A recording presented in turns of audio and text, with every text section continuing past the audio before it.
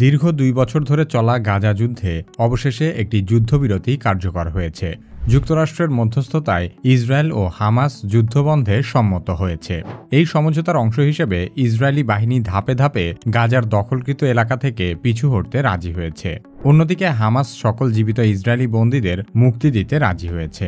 ২ বছরের এই যুদ্ধে অন্তত ৬৭,০০০-এর বেশি ফিলিস্তিনি নিহত হয়েছেন, যাদের প্রায় অর্ধেকই নারী ও শিশু। সেই সাথে ইসরায়েলি বাহিনীর নির্বিচার বোমাবর্ষণে সম্পূর্ণ গাজা এলাকা বসবাসের অযোগ্য ধ্বংসস্তূপে পরিণত হয়েছে। যুদ্ধবিরতি ঘোষণার পর ঘর ছাড়া হাজারো মানুষ ধ্বংসস্তূপের মধ্যে নিজেদের বাড়িঘরে ফিরে আসতে শুরু করেছেন, যদিও তাদের বাড়িঘর বলে আর কিছুই নেই। যা আছে তা কেবল ধ্বংসাবশেষ মাত্র। রাজনৈতিক বিশ্লেষকদের আশঙ্কা হল সাম্প্রতিক এই যুদ্ধবিরতি আদৌ দীর্ঘস্থায়ী হবে কিনা। কারণ অতীত ইতিহাস থেকে দেখা যায় ইসরায়েল যতবার যুদ্ধবিরতি বা শান্তি চুক্তি করেছে প্রতিবারই কোনো না কোনো অজুহাতে তা ভঙ্গ করেছে। তাই অনেকের মনেই প্রশ্ন, গাজা যুদ্ধ কি এবার সত্যিই বন্ধ হবে, নাকি এটি আরেকটি যুদ্ধের সূচনা মাত্র? সে সম্পর্কেই আলোচনা করা হবে কি কেন কিভাবে এই পর্বে। কি কেন কিভাবে চ্যানেলে আপনি নতুন হলে অনুরোধ করব সাবস্ক্রাইব করে বেল আইকনটিতে ক্লিক করুন।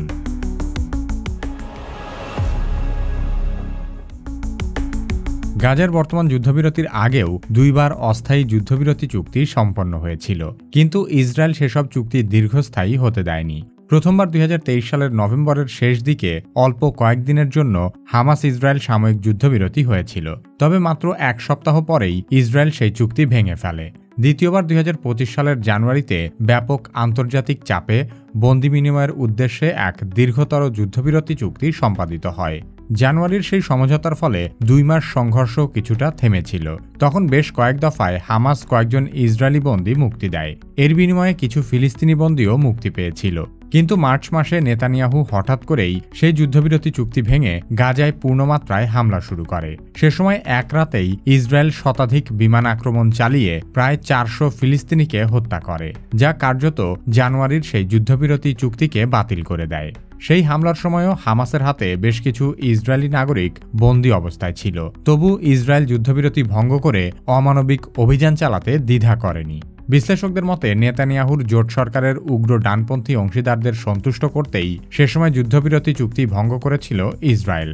গাজার সাম্প্রতিক ইতিহাস বলছে নেতানিয়াহু নিজেই স্বীকার করেছে যে হামাস ধ্বংস না হওয়া পর্যন্ত সে যুদ্ধ থামাতে রাজি নয়, এবং আগের বিরতির সময়ও নেতানিয়াহু ঘোষণা করেছিল হামাস সম্পূর্ণ নির্মূল না হওয়া পর্যন্ত পূর্ণ শক্তিতে আবারও যুদ্ধ চলবে। তাই পূর্বের অভিজ্ঞতায় দেখা যায় ইসরায়েল বরাবরই যুদ্ধবিরতির অঙ্গীকার থেকে পিছু হটেছে, এবং হামাসের হাতে ইসরায়েলি বন্দী থাকা সত্ত্বেও যেরকম আগ্রাসন চালিয়ে গেছে, এবার হামাসের কাছে কোনো বন্দী না থাকায় এই যুদ্ধবিরতি দীর্ঘস্থায়ী না হওয়ারও যথেষ্ট সম্ভাবনা রয়েছে।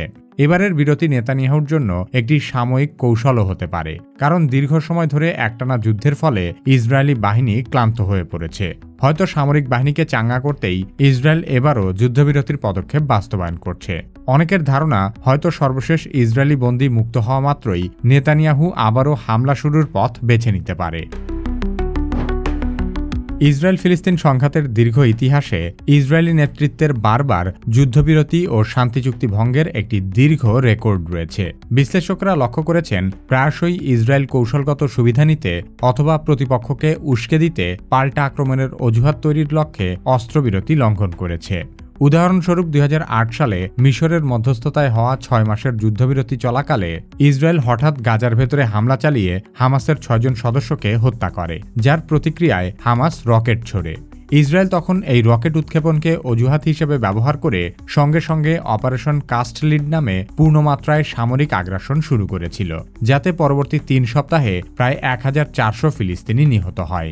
একইভাবে ২০১২ সালের নভেম্বরে যখন কয়েকদিনের সংঘাতের পর সকল পক্ষ যুদ্ধবিরতিতে সম্মত হয়েছিল, তখনও মাত্র ২ দিন পর ইসরায়েল হামাসের সামরিক শাখার প্রধান আহমদ জাওয়ারিকে ড্রোন হামলায় হত্যা করে সেই শান্তি চুক্তিও ভঙ্গ করেছিল।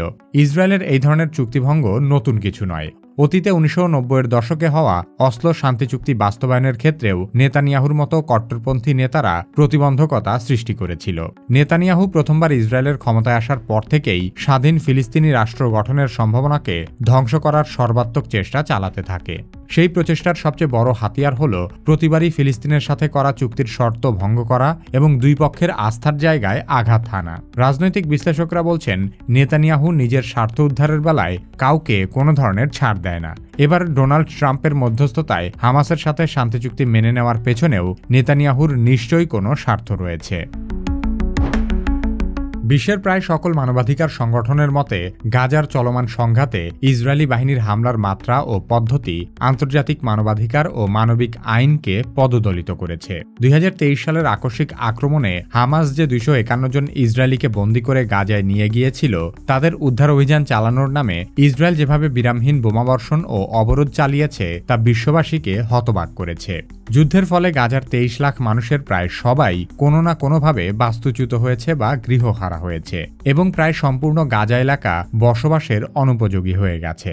হাসপাতাল, বিদ্যালয়, মসজিদ, গির্জা, এমনকি খাবার ও পানির উৎস পর্যন্ত কোনো কিছুই এই ধ্বংসযজ্ঞ থেকে রেহাই পায়নি।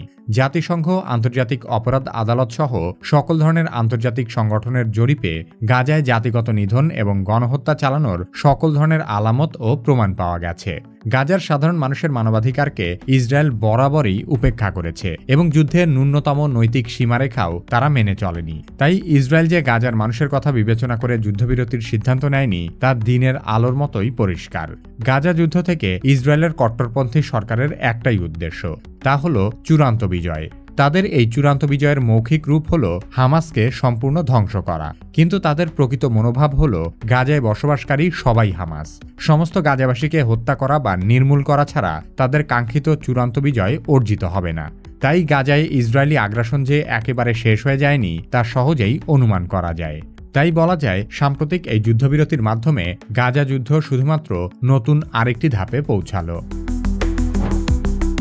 যুদ্ধবিরতি চুক্তি অনুসারে হামাস যে বাকি ইসরায়েলি বন্দীদের মুক্তি দিচ্ছে তা সম্পন্ন হলে ইসরায়েলের আচরণ কেমন হবে তা নিয়ে ফিলিস্তিনি জনগণ থেকে শুরু করে আন্তর্জাতিক বিশ্লেষক মহলে গভীর সংশয় বিরাজ করছে। নেতানিয়াহু পূর্বে যেমন অস্থায়ী বিরতির সুযোগ নিয়ে নতুন করে আক্রমণ শুরু করেছে, তেমনি আক্রমণ আবারও হবে কিনা সেই শঙ্কা একেবারে উড়িয়ে দেওয়া যাচ্ছে না। নেতানিয়াহু ইতোমধ্যে ঘোষণাও দিয়েছে যে হামাস সম্পূর্ণ নিরস্ত্র না হওয়া পর্যন্ত ইসরায়েলি বাহিনী গাজা ত্যাগ করবে না। অন্যদিকে হামাস ঘোষণা দিয়েছে যে তারা নিজেদের ভূমিতে কোনো বিদেশি শাসন বা পর্যবেক্ষক মেনে নেবে না এবং সংগঠন হিসেবে অস্ত্র সমর্পণ তাদের জন্য কিছুতেই গ্রহণযোগ্য নয়। তার মানে ভবিষ্যৎ শাসন ব্যবস্থা এবং হামাসের অস্ত্র সমর্পণ প্রশ্নে দুই পক্ষের অবস্থান সম্পূর্ণ বিপরীত মেরুতেই রয়ে গেছে। এই মৌলিক মতপার্থক্য অবসান না হওয়া পর্যন্ত গাজা যুদ্ধেরও কোনো অবসান হবে না।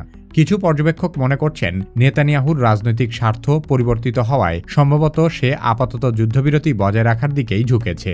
2 বছরের রক্তক্ষয়ী যুদ্ধেও হামাসকে সম্পূর্ণ নির্মূল করা যায়নি, বরং ইসরায়েল আন্তর্জাতিক অঙ্গনে ব্যাপক নিন্দার মুখে পড়েছে। অন্যদিকে নিজ দেশে নেতানিয়াহুর জনপ্রিয়তাও ব্যাপক হ্রাস পেয়েছে। সামনে ইসরায়েলের নির্বাচন আসছে। এমন অবস্থায় যুদ্ধ বন্ধ করে নিজেদেরকে বিজয়ী ঘোষণা করে নেতানিয়াহু জনসমর্থন আদায়ের চেষ্টা করতে পারে। তবে ইসরায়েলের রাজনৈতিক বাস্তবতায় নেতানিয়াহুর ডানপন্থী জোটসঙ্গীরা ইতোমধ্যেই এই যুদ্ধবিরতির বিরোধিতা করেছে এবং হামাস সম্পূর্ণ ধ্বংস না হওয়া পর্যন্ত যুদ্ধ চালিয়ে যাওয়ার দাবি জানাচ্ছে। নেতানিয়াহু অতীতে ফিলিস্তিনি রাষ্ট্র গঠনের উদ্যোগ বানচাল করতে এবং সংঘাত টিকিয়ে রাখতে বারবার কট্টরপন্থীদের সঙ্গেই হাত মিলিয়েছে। ইতিহাসও বলছে, গাজার উপর নিয়ন্ত্রণ রাখতে এবং হামাস সহ প্রতিরোধ আন্দোলন দমন করতে চলমান যুদ্ধবিরতি চুক্তি ভঙ্গ করা ইসরায়েলের সময়ের ব্যাপার মাত্র। আমাদের পরবর্তী ভিডিও আপলোড হওয়ার সাথে সাথে দেখতে চাইলে সাবস্ক্রাইব করে বেল আইকনটিতে ক্লিক করুন। আপনি যদি কি কেন কিভাবের মতো কন্টেন্ট লিখতে চান, তাহলে কি কেন কিভাবে একাডেমির কন্টেন্ট রাইটিং কৌশল কোর্সে ভর্তি হতে পারেন। কোর্সের লিংক ভিডিও ডেসক্রিপশন ও পিন কমেন্টে দেওয়া আছে।